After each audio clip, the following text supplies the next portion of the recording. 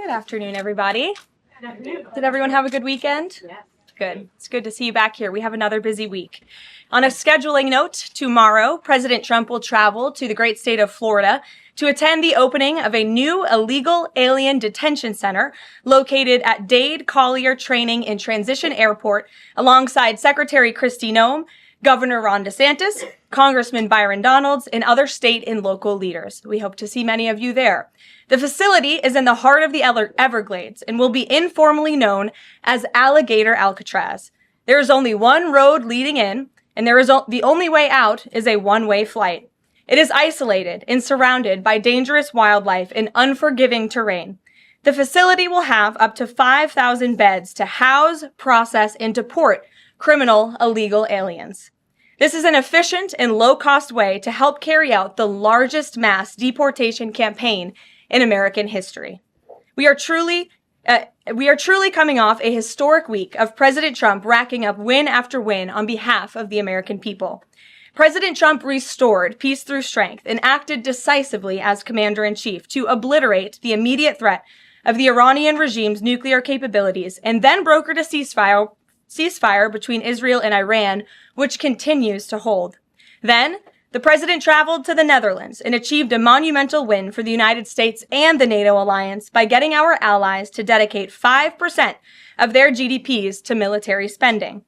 As a result of President Trump unleashing American energy dominance, summer gas prices are at the lowest they have been in 4 years, heading into the July 4th week. And with the incoming Trump economic boom, the stock market continues to roar back with the S&P 500 and the NASDAQ both hitting record highs. And on this point of an economic boom, I bring to you original correspondence from the President of the United States to our Fed Chair, Jerome Powell. As the president has consistently stated, the American economy is booming. And there were so many economic analysts who said that this president's policies would drive our economy down, when in fact we have seen the opposite. We've seen a massive deregulation campaign take place.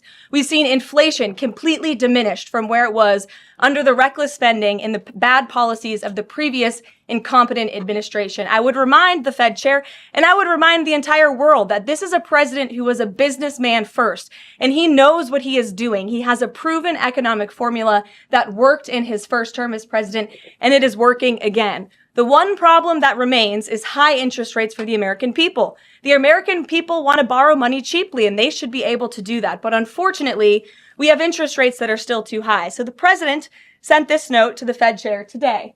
And if you look at this chart, this is a chart of all of the interest rates of many countries throughout the world.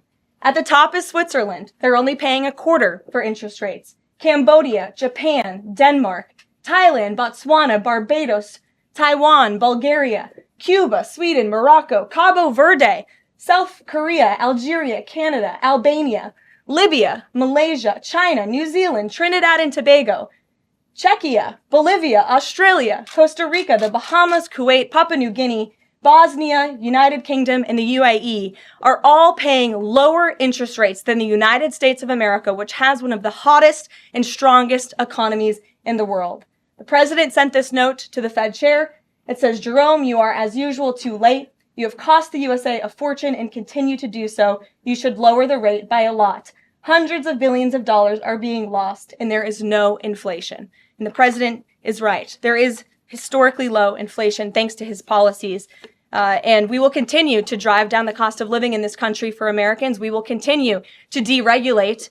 And it's also incredibly important that we pass this one big, beautiful bill, which is the largest tax cuts in American history.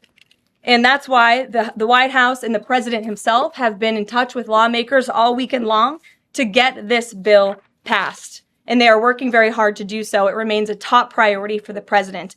And this bill has exposed the clear differences between Republicans and Democrats in 2025. The Democrats are doubling down on craziness and radical policies that are undermining the very fabric of our country. Just look at the Democrat nominee for New York City Mayor, Zohran Mamdani.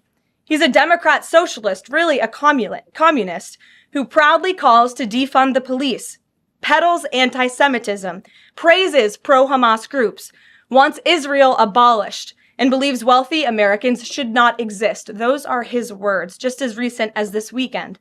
Meanwhile, under President Trump's leadership, Republicans are fighting tirelessly for everyday middle-class working Americans who re-elected this president. And we're carrying out a revolution of common sense. And all of that is packed into this one big, beautiful bill. It delivers the largest middle and working class tax cuts in U.S. history. It keeps America safe by funding the largest ever one-time investment in border security. It's enough to reverse the Biden border invasion. And every single Democrat is against that, against securing our border and deporting millions of criminal illegal aliens. The One Big Beautiful Bill also strengthens and protects Medicaid benefits, despite what Democrats are saying, for eligible American citizens who rely on it, like pregnant women, children, seniors, and people with disabilities, by eliminating waste, fraud, and abuse that threaten to destroy this program that was intended for the most vulnerable in our society. And every single Democrat in Congress is against rooting out that waste, fraud, and abuse and blocking the 1.4 million illegal aliens who are currently improperly receiving these benefits that should be going to American tax-paying citizens. The Democrats in Congress are more concerned with defending illegal aliens than they are hardworking Americans. And the Big Beautiful Bill also revitalizes our military and enhances our defense capabilities, protects our country from emerging new threats by funding a cutting-edge missile defense system called the Golden Dome. And as we all know, the One Big Beautiful Bill makes the Trump tax cuts permanent. The White House and the president are adamant that this bill is passed and that this bill makes its way to his desk. Republicans need to stay tough and unified during the home stretch, and we are counting on them to get the job done.